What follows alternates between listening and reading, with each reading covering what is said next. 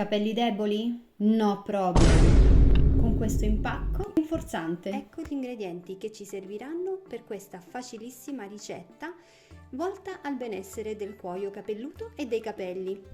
Aiuteranno infatti questi pochi e semplici ingredienti a rinforzarli, a tonificare il cuoio capelluto e aiutare lì dove è possibile a perderne di meno. Abbiamo bisogno di 6 g di ortica, 6 g di rosmarino, in questo caso sono freschi. Se li avete essiccati potrete utilizzare 2 g per ognuna di queste botaniche.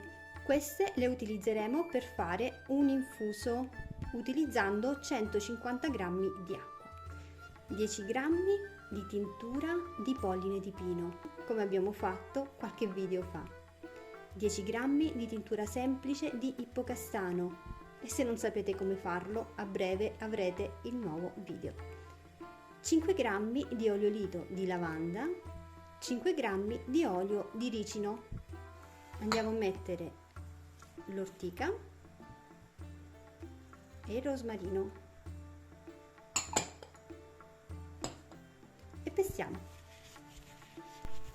Versiamo i 150 g di acqua portata a 80-90 gradi e copriamo. Lasciamo l'infusione per 5 minuti.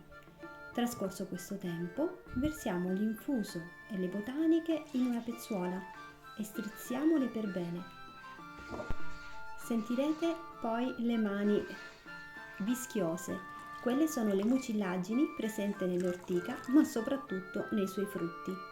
Attendiamo che si raffreddi completamente prima di aggiungere uno dopo l'altro tutti gli altri ingredienti. Mescoliamoli per bene, ma dolcemente, altrimenti la tintura di ippocastano farà il suo lavoro e produrrà tantissima schiuma.